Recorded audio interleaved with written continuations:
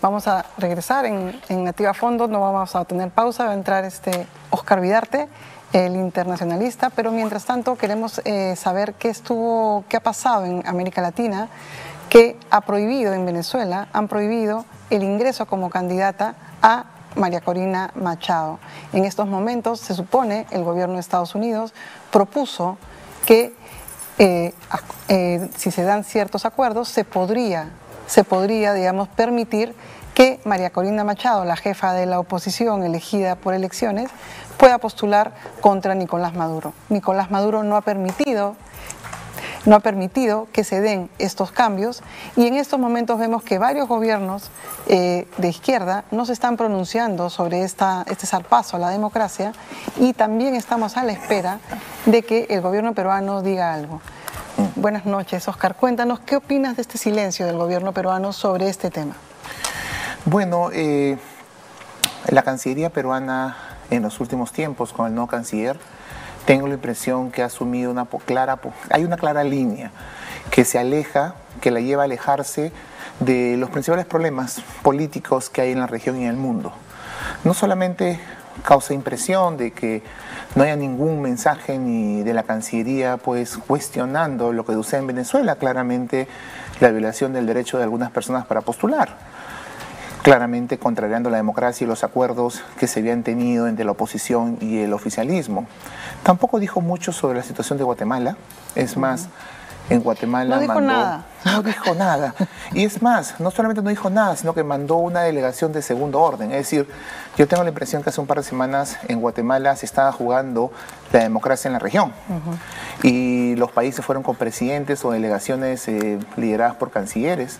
Y en el caso de Guatemala, el Perú mandó al ministro de Justicia en una delegación claramente de segundo orden, es decir, y eso para tocar dos temas regionales, el tema de Venezuela y el tema de Guatemala. También podríamos hablar, ya saliéndonos un poco de la región, de la situación en Gaza. Y mientras muchos países han tomado alguna posición, algunos más suave, otros más dura, acompañando la demanda sudafricana ante la Corte Internacional de Justicia de la Haya, el Perú no ha dicho nada tampoco al respecto, o no dice nada al respecto.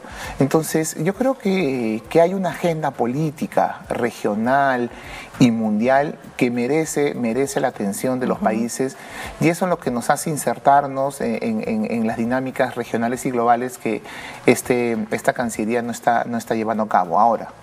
Yo tengo la impresión de que esta Cancillería tiene otras prioridades, ¿no? ¿Cuáles son esas prioridades? Porque me encantaría conocerlas. Yo de verdad que ahorita no me queda Yo claro. veo dos prioridades. La primera prioridad es evidentemente una agenda económica. Es decir, hay un interés por una agenda económica en donde claramente si uno analiza pues las prioridades, lo que ha hecho el canciller, sus visitas, es más importante la cumbre de Davos que participar en Guatemala, cuando se podía hacer ambas cosas. El presidente colombiano Petro fue ambos, digamos, ¿ok? Pero no, claramente Davos es más importante, hablar con empresarios, hablar Alianza del Pacífico, aunque no camine mucho en la práctica y sea bastante inoperante por las relaciones que el Perú tiene con Colombia y México, también le pone un énfasis a Alianza del Pacífico, nuestro ingreso a la OCDE, aunque creo que es casi imposible que se dé ese ingreso, pero también le pone mucho énfasis a eso. Es decir, creo que hay una clara agenda económica. Lo que está resaltando hoy en día es el ingreso a un grupo X de la ASEAN, ¿no? Entonces, nuevamente, siempre la lectura o la narrativa, comercio, inversiones, acuerdos económicos. Yo tengo la impresión que hay esa agenda, ¿no? Esa agenda muy, muy economicista de la política exterior. Podemos estar a favor o en contra, pero hay una agenda claramente económica que la hemos visto en algunos planes de gobierno. Yo recuerdo rápidamente el plan de gobierno de Pedro Pablo Kuczynski y era muy en esa línea, digamos, una línea de favorecer una política exterior muy económica, ¿no? Ese es por un lado. Y la otra prioridad es la que ya más o menos conocemos y es la que continúa desde la canciller anterior, ¿no? Y es la necesidad de sostener al gobierno, de sostenimiento al gobierno, ¿no? Y lo que hemos visto en los últimos tiempos, en el año pasado ya hemos conversado el tema y claramente Cancillería ha servido para sostener el régimen y avalar lo insostenible, digamos, ¿no? Pero en este caso también lo estamos viendo y lo hemos visto básicamente en los últimos tiempos en la negativa de aceptar el pedido de la Corte Interamericana de Derechos Humanos respecto al indulto a Fujimori, ¿no? Entonces, Entonces, eso también es parte de la defensa del régimen, ¿no? Claro, en una entrevista a La Tercera, el canciller, el fin de semana pasado, se reafirmó en el tema del fraude, y en el fraude en donde ganó Pedro Castillo, pero su vicepresidenta era Dina Boluarte, que es la presidenta, y allí el canciller dijo que en un momento yo desconfía mucho de las autoridades electorales, y le dice, ya no desconfía ahora, la confianza se gana con los hechos, y es un tema cerrado para usted.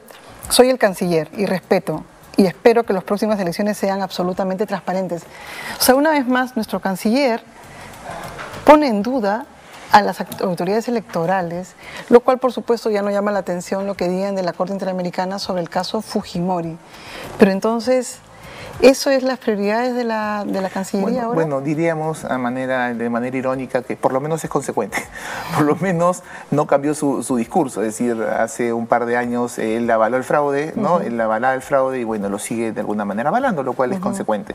Claro, no se sostiene siendo canciller de justamente alguien que habría sido producto del fraude, pero bueno, por lo menos es consecuencia en su discurso.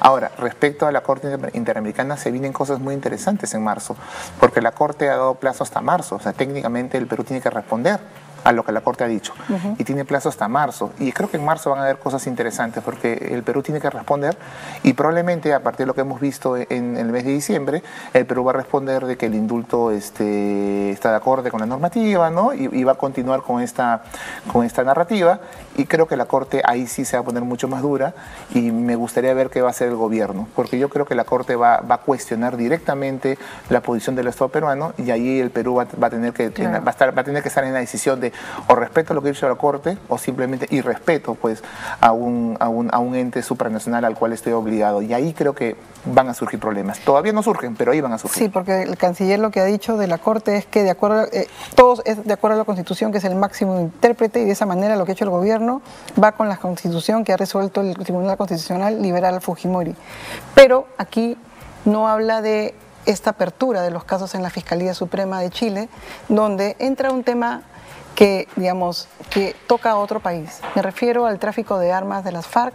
El expresidente Fujimori con Vladimiro Montesinos coordinó, digamos, el traslado de armas a cambio de dinero que vino de la droga con las FARC, que es una organización terrorista. Este juicio, de ir a juicio, ¿qué papel tendría Colombia en este juicio? Porque estamos hablando de un país que fue vulnerado al haber hecho un trato con un grupo terrorista. Bueno, recordemos que este caso afectó bastante las relaciones con Colombia. En general, en la década del 90, durante el gobierno de Fujimori, a nivel vecinal, probablemente una de nuestras peores relaciones fue con Colombia. Colombia tuvo un papel muy crítico con respecto al autogolpe, al quiebre de la democracia en el Perú, a pesar de que en un momento tuvo presidentes que más o menos tenían una misma línea, como fue Pastrana y Fujimori, pero no hubo esa química. Y Pastrana lo ha contado ya en entrevistas, que él sabía durante todo su gobierno que altas autoridades peruanas estaban implicadas en negocios con la FARC, de narcotráfico, y él lo contó en sus memorias, que eso él lo conocía, ¿no? Y ya esto revienta cuando todo el mundo, inclusive Estados Unidos y Colombia, sale a público el tema de la venta de armas a la FARC, ¿no? Y no me sorprendería que en un proceso de esa naturaleza, pues nuevamente tenga que pasar por el proceso a altas autoridades de Colombia que estuvieron enteradas del caso, y que esto pueda generar que nuestra relación de Colombia, que ya per se es mala, sea mucho peor de lo que está. ¿Cómo se ha posicionado el Perú? Digamos, ha señalado que no ha dicho nada de la Corte Internacional de Justicia, el caso que ha hecho Sudáfrica, pero ¿qué esperas tú de este juicio que va a marcar el 2024, donde Sudáfrica pone en el banquillo de los acusados a Israel por genocidio? ¿Cómo se va a seguir moviendo? Porque ya la Corte Internacional de Justicia ya abrió la puerta para lo que siga. ¿Cómo ves ese juicio? Sea cual sea el resultado, yo no puedo adelantarme el resultado que puede tener la Corte, pero sea cual sea el resultado, yo espero, me imagino que va a ser un resultado que de alguna otra forma va a ser crítico contra Israel. Y me imagino también, y esto creo que es lo que va a suceder, Israel incumpliría cualquier fallo que la Corte dicte en contra de sus intereses. Entonces yo no veo a un Israel cumpliendo algún fallo. Es más, incumple resoluciones de la del Consejo de Seguridad de las Naciones Unidas, donde están las máximas potencias mundiales, ¿por qué no incumpliría un fallo de la Corte Internacional de Justicia, ¿no? Lo que está haciendo Israel en Gaza, al margen del atentado terrorista de Hamas, que eso es innegable, lo que está haciendo es inhumano, es sangriento. Llevan más de 25.000 palestinos muertos, fallecidos, de los cuales 30%, entre 30 y 40% son niños, mujeres, ancianos. Es decir, estamos hablando de una ofensiva realmente inhumana, y creo que merece una sanción. Y muchos países, por lo menos, están cuestionando esto. Yo tengo la esperanza de que esto sirva como un mecanismo de presión. Yo no creo que tenga un efecto real en el comportamiento de Israel, en tanto el apoyo de Estados Unidos y de Occidente, irónicamente, sigue estando ahí, pero que sirva como un mecanismo de presión. No podemos quedarnos con los brazos cruzados y legitimar este tipo de acciones. Digamos que un fallo o un proceso deslegitime un accionar, al margen de si cumple o no el fallo, al margen de si podemos lograr que pare esta ofensiva, al margen de eso, porque finalmente ya hay más de 25.000 palestinos muertos, de los cuales no vamos a hacer nada al respecto.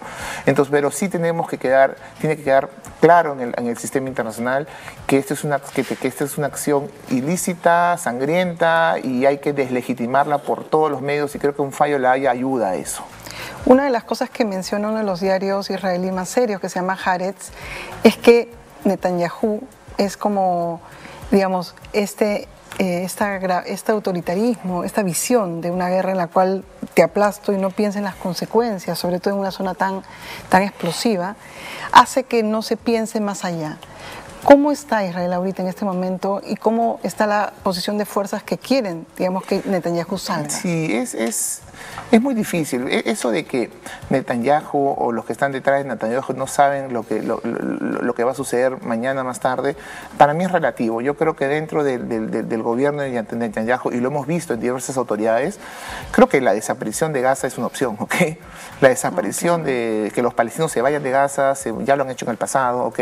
Ya han provocado grandes migraciones de palestinos a países vecinos. Es decir, que desaparezca Gaza, que desaparezca la presencia palestina ahí, creo que es una opción que yo la veo como una posibilidad. Es decir, Gaza va a terminar con un nivel de destrucción muy alto, digamos, ¿ok?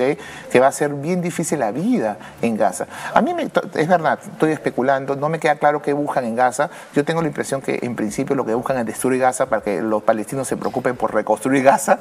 Pero, digamos, ¿cómo queda en términos, digamos, pero es un juego en el cual no es un win-win, es un juego en el cual Israel pierde toda legitimidad como país, pero, o sea, exacto, pero pierde, digamos, queda muy mal en términos de, digamos, ponte marca país, lo que sea, ya no hay manera de defender a Israel frente a esto, lo que está sucediendo en Gaza. Entonces, sí hay críticos a Netanyahu, gente ahí dentro del gobierno, entonces me imagino que algo querrán hacer. Sí, pero incluso hasta los críticos finalmente se ven bastante limitados cuando hay un ataque terrorista. Mañana más tarde hay otro ataque terrorista de Hamas, porque probablemente habrá otro ataque terrorista de Hamas o algún otro grupo, y ahí los grupos más moderados o críticos se ven limitados, no se puede hacer mucho, y más aún cuando tu principal soporte es Estados Unidos, que apoya este tipo de acciones. Entonces la verdad es que es innegable, es impensable que en ese momento un político israelí trate de cuestionar a Estados Unidos, cuestionar a Occidente. Un gobierno de esa naturaleza no sobreviviría a un ataque terrorista de alguna de las organizaciones terroristas que hay en la región, ni de Hezbollah, ni de Hamas. Es decir, yo creo que en circunstancias así, lamentablemente, actores como Netanyahu o como el mismo George W. Bush post 11 de septiembre de 2001 terminan teniendo mayor nivel de peso, ¿no? Porque la gente pide acciones duras, ¿no? Es muy popular, ¿no? Hacer este tipo de accionar duro, incluso al margen del derecho internacional y de la vida de otros seres humanos. ¿Cuánto puede influenciar lo que está pasando en Gaza e Israel a la elección entre todo se perfila que se va a hacer Joe Biden con Donald Trump? Sí, es importante. De alguna manera yo creo que ya estamos viendo cómo Donald Trump está cuestionando gran parte de la política exterior de Biden, ¿no? Es decir, en general, sus cuestionamientos, ya conocemos el perfil de Donald Trump, son permanentes en todo, ¿no? Biden probablemente es el peor presidente de la historia para Donald Trump. Ahora, yo tengo la impresión de que esa elección, al margen de Gaza, que será utilizado como parte de la elección, yo tengo la impresión de que va a ser una elección bien chata, ¿no? Bien chata.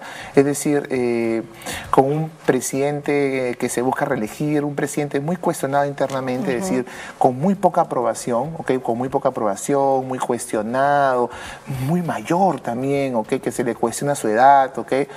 Que además no ha tenido grandes referentes o grandes contendientes dentro del Partido Demócrata para pensar en alguien alternativo. Y por el lado republicano, un Donald Trump que parece consolidarse como el candidato y que también es muy chato, digamos. Ya sabemos lo que representa Donald Trump, es la antítesis de la democracia, la tolerancia, racismo, ¿no? Y muchas cosas más que caracterizan a este personaje. Entonces, la verdad es que se hace una elección bien difícil, ¿no? Yo siempre digo, ¿no? El mejor candidato para Biden es Trump, por el mejor candidato para Trump es Biden. Así que ambos tienen al mejor candidato al frente, ¿no? O sea, muy malos candidatos realmente, ¿no? Y frente a eso tenemos una elección, ¿no? ¿Quién va a ser? Yo la otra vez decía en Twitter, esto ya se parece a elección peruana, ¿no? ¿Okay? Es decir, elegir el mal menor casi, ¿no? Y creo que Estados Unidos en los últimos años eso no fue la consigna, ¿no? Creo que estamos llegando a ¿cuál es el mal menor, ¿no? Claro. Y creo que eso es lamentable para los fines de Estados Unidos como potencia mundial. Y en los procesos que tiene ahorita Trump, acaba de perder un proceso de difamación. Tiene que pagarle a una periodista $83.5 millones por difamación. Pero él tiene procesos mucho más importantes, como el proceso de que se haya llevado documentos secretos a su hacienda, a su casa, ¿no? Y ese caso ese sí le preocupa. ¿Cómo crees que puede influenciar los procesos esta elección? Yo creo que hemos visto tanto de Trump. O sea, yo no sé qué tanto más podemos hablar de Trump en los últimos 4, 5, 6 años, que yo no creo que al electorado, a esa parte del electorado que vota por Trump y que ha permitido, por ejemplo, que un estado como New Hampshire, que es más bien moderado, Trump le saque más de 10 puntos de ventaja a Nikki Haley. Es decir, es un estado bastante moderado, dicho ese paso, no es el típico estado del centro del país más conservador, no, es un estado bien moderado. Básicamente barrió por más de 10 puntos a Nikki Haley. Entonces yo tengo la impresión de que tanto conocemos de Trump que lo que se pueda conocer en los próximos meses ya es incapaz de afectar su candidatura. Yo estoy convencido de eso. No creo, salvo, y creo que eso es lo más importante, salvo que se le impida, él tiene 2 estados en donde no puede postular, salvo que eso sea ratificado por la Corte Suprema, porque falta la ratificación de la Corte Suprema de estos dos instancias judiciales estatales que impiden que él postule a la presidencia, estos 2 estados que no recuerdo cuáles son, pues eso podría generar que más estados puedan hacer lo mismo, ¿no? Y esto cerrarle filas desde la justicia, cerrarle filas a la posibilidad de que Trump sea candidato. Me parece que eso le preocupa mucho a Trump, ¿no? Pero lo otro sí es importante. Claro, porque se quedaría con 2 estados menos, eso sí sería... Y podrían ser más, si es que la Corte Suprema ratifica, pues, ello. Entonces, yo creo que eso le preocupa. Ahora, lo otro sí es preocupante, pero conocemos tanto de Trump que yo creo que tiene un blindaje, ¿no? Dentro de la sociedad, ¿no? Tan fuerte que no creo que vaya a afectar su candidatura. Claro, su teflón, digamos, es altísimo, Es ¿no? altísimo. ¿Y cómo estás viendo ahorita a Milei? Javier Milei el 12 de febrero se va a reunir con el Papa, un personaje que le había denostado, insultado y ahora, como presidente, lo ha invitado y lo ha felicitado y ahora lo están invitando al Vaticano. Bueno, Milei ha demostrado 2 cosas. Uno, que tiene un marco de pragmatismo que no ha mostrado nunca. Es decir, es un tipo que parece ser bastante pragmático. Es decir, si tengo que bajar la cabeza ante el Papa, voy a bajarla. Si tengo que bajar la cabeza ante la casta, voy a bajarla. Si necesito la casta de derecha, la cual critiqué, y voy a bajarla y voy a colaborar con ellos. Es decir, por lo menos en ese sentido se ha mostrado muy pragmático, digamos, ¿okay? En esa línea. Otros dirán, pues, mentiroso es mentiroso, ¿no? O no, pero bueno, como lo quieran llamar.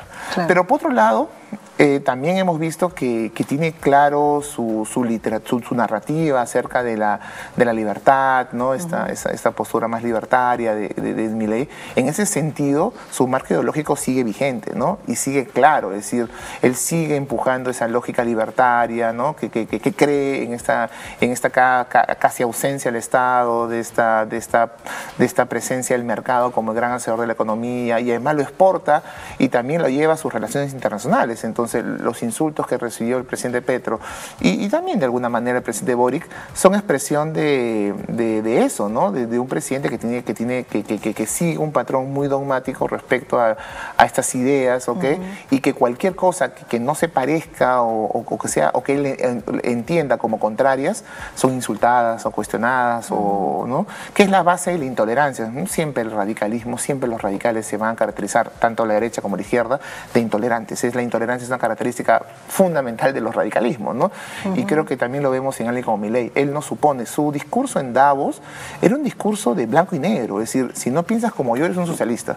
Si no piensas como yo, llevas el país o tu país por el mal camino, ¿no? Entonces, es blanco o negro, o haces esto y todo lo demás es socialismo. Claro. Entonces, eso es justamente la base de la intolerancia de un radicalismo bastante dogmático como el de Milei, ¿no? Ahora, si va a tener o no resultados en Argentina, vamos a ver, ¿no? Ya las primeras muestras de fuerza, recién las primeras muestras se están presentando, ¿no? Aunque yo creo que la situación de Argentina también es tan trágica que pasa que mucha gente termina apoyando a ver lo que pase.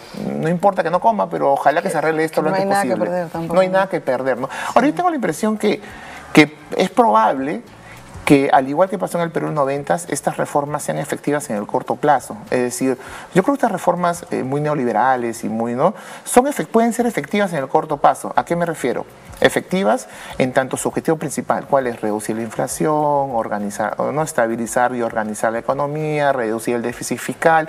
Todos esos indicadores se pueden lograr. Digamos, en el Perú lo vimos, las reformas neoliberales en el Perú fueron muy exitosas en el corto plazo, digamos, pero no sé si son exitosas en el mediano plazo ya cuando pienses en desarrollo, ¿no? ¿Okay? Y ahí ya hemos visto, por lo menos en el Perú hemos visto los problemas. Una de las cosas que uno se sigue preguntando es con la relación con Brasil, con Lula, digamos, es un gigante, pero es uno de los países que mantiene mayor relación comercial con Argentina. ¿Cuánto le puede costar a largo plazo a Milei no tener una relación con un gobierno socialista de Lula? Sí, aunque ha sido muy cauto, ¿no? Él ha tratado de no hablar de Lula, es decir, una cosa es hablar de Petro y de Lula post-elección, digamos, ha hablado de Lula antes de la elección. Pero después de la elección ha sido muy cauto, ¿no? Como presidente ha cuestionado a Petro, Colombia no le interesa mucho en su agenda, pero ha sido muy cauto con Lula. Es más, increíblemente ha mantenido al embajador argentino en Brasil, que es Scioli, el que fue candidato, el anterior candidato a la presidencia del peronismo de izquierdas. Bueno, él es el embajador de Argentina y él lo ha mantenido ahí por sus contactos. Al parecer Scioli tiene muy buenos contactos con la cúpula, con Lula da Silva, tienen muy buenos contactos incluso personales, y el gobierno argentino ha decidido mantenerlo, y eso nuevamente es muestra de ese pragmatismo que busca: ya no hablo de Lula, ya no insulto a Lula, ya casi no hablo del Mercosur, ¿ok? Y mantengo al embajador peronista en Brasil, que tiene además buenos contactos con Lula. O sea, yo creo que por ahí está tratando de manejar, y uno de los primeros viajes de la canciller argentina fue a Brasil justamente, ¿ok? Un poco para que esta agenda post-campaña no se vea perjudicada. Para cerrar, quería preguntarte cómo ves a Bernardo Arévalo, cuyo gobierno fue tan difícil, digamos, de lograr. Fue una pelea impresionante el mismo día, se demoró 24 horas en ser nombrado, el rey de España Boris se fue, el rey de España se tuvo que quedar porque no le quedaba otra, digamos. ¿Cómo ves ese gobierno, digamos, que es como una suerte de flor dentro del autoritarismo en Centroamérica? Sí, yo creo que países como el Perú deben estar muy al tanto de lo que sucede en Guatemala, pues son situaciones donde se mezclan una serie de cosas, ¿no? Hay mecanismos de lawfare que se están utilizando para se utilizaron para evitar la llegada de Arévalo al poder. Hay mucho de herramientas o de decisiones poco democráticas desde las altas autoridades, alianzas corruptas que han tratado de impedir la llegada de Arévalo al poder, inclusive en el Congreso todavía hay un porcentaje importante de votos del oficialismo, de estas alianzas que querían evitar que Arévalo llegue al poder. Entonces yo creo que todavía, si bien ha logrado con ciertas alianzas con otros grupos, ha logrado tener la presidencia del Parlamento, yo creo que todavía eso, digamos, este camino es muy inestable, ¿no? Y todavía las bases sobre las cuales se construyó esta alianza de corruptos, ¿no? Dominada por lo menos los dos expresidentes, pues yo creo que todavía va a ser muy difícil. La justicia sigue tomada, la fiscalía sigue tomada, en el Parlamento todavía hay muchas voces discordantes. Creo que la estructura del Estado todavía es una estructura que es muy afín al régimen anterior, tan cuestionado. Muchos de sus políticos no pueden viajar a Estados Unidos porque sabes que Estados Unidos les ha quitado la visa para viajar a muchos de sus políticos. Entonces yo creo que la tarea de Arévalo va a ser una tarea bastante difícil, ¿no? En condiciones además bastante limitadas, digamos. Y creo que tenemos que ver eso, el Perú debe ver eso, ¿no? Yo recuerdo mucho que acá se decía, hay que ver Guatemala porque el Perú se puede convertir en Guatemala. Y en Guatemala decían lo contrario, hay que ver mucho el Perú porque Guatemala se puede convertir en el Perú, ¿no? Entendiendo un poco que la estabilidad de Arévalo puede ser tan limitada, tan pobre como la estabilidad de Kuczynski en el Perú en su momento, ¿no? Entonces ellos decían, hay que ver el Perú como ejemplo, y nosotros decíamos, hay que ver Guatemala como ejemplo. No sé cuál es el ejemplo, pero creo que ambos son malos ejemplos, ¿ok? Para la democracia en la región. Ok. Oscar Vidarte estuvo en Nativa Fondo. Muchísimas gracias por la